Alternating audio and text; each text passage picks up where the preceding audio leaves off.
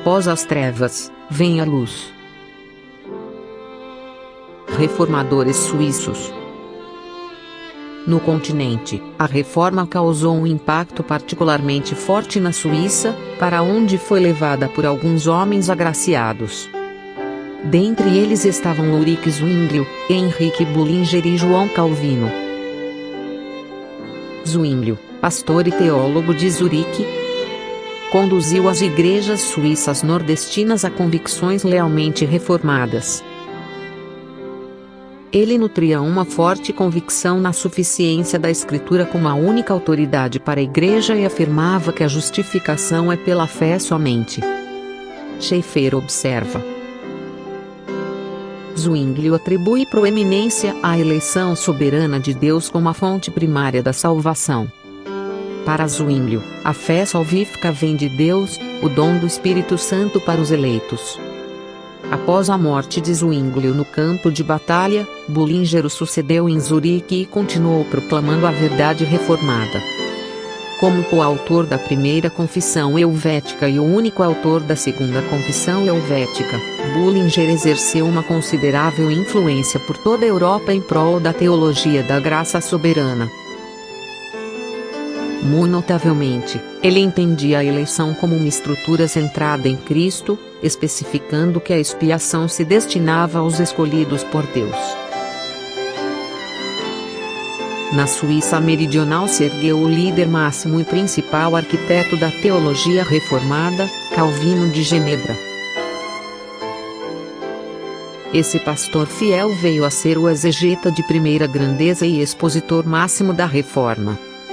Consequentemente, ele se tornou o mais hábil mestre da graça soberana. Em 1536, Calvino publicou a primeira edição de suas Institutas da Religião Cristã, as quais se tornaram sua magnum opus obra magna, e definiu o movimento protestante, estabelecendo a glória de Deus como topo de tudo.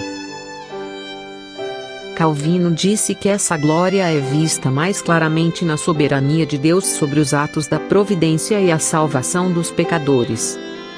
Partindo da eleição incondicional na eternidade pretérita até a glorificação na eternidade futura. Calvino afirmou que a graça salvífica é dada pela suprema vontade de Deus. Esse ensino fez de Calvino o pilar principal da graça soberana. Calvino asseverou com toda clareza a soberania de Deus na salvação do homem. Comentando Efésios, capítulo 1 verso 4, ele escreveu: o fundamento e a causa primeira, tanto de nossa vocação como de todas as benesses que recebemos de Deus, são aqui declarados como sendo sua eterna eleição.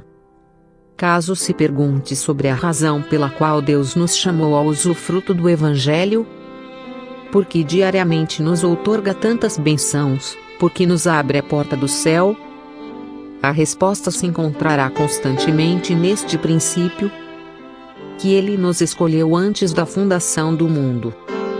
Mais que isso, Calvino mantinha que a soberana escolha de Deus na eleição não tem por base a dignidade ou mérito individual do homem.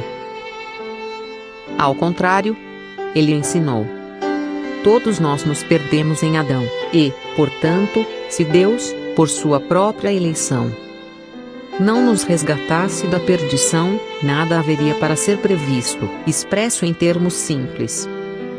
A explanação que Calvino fez das doutrinas da graça, radicada em sua exegese bíblica perfeita e criteriosa, teve seu clímax no desenvolvimento dessas verdades gloriosas. Calvino provou ser tão convincente em seu ensino, que veio a ser uma influência marcante na civilização ocidental. Nesse tempo crítico, o conceito reformado centrado em Deus atingiu claramente seu foco, sem ser abalado pelas tradições humanas e a filosofia secular. Os reformadores explanaram, sem qualquer embaraço, a verdade fundamental, que Deus é Deus. Com alegria, atribuíram a Deus seu lugar de direito como soberano Senhor sobre todas as coisas. Proclamaram que Ele reina soberanamente sobre as atividades da história humana e sobre o destino eterno de todos os homens. declararam que ele é tanto o Criador como aquele que controla o universo. Além do mais, entenderam que a salvação é inteiramente obra graciosa de Deus. Afirmaram a atividade soberana de Deus de resgatar homens caídos, dirigida por seu propósito eterno. Os líderes protestantes enfatizaram com vigor que Deus preordenou tudo o que acontece. Em parte alguma, isso foi proclamado com mais força do que na salvação dos seus escolhidos.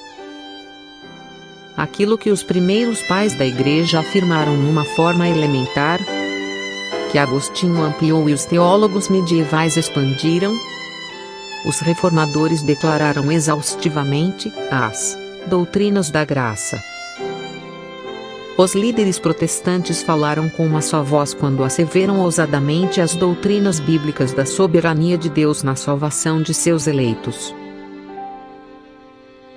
Criam que a pecaminosidade do homem e a supremacia de Deus eram perfeitamente unificadas num só corpo de verdade.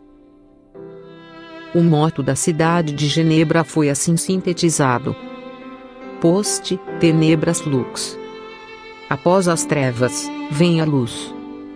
Trecho tirado do livro Pilares da Graça, por Steven Larson.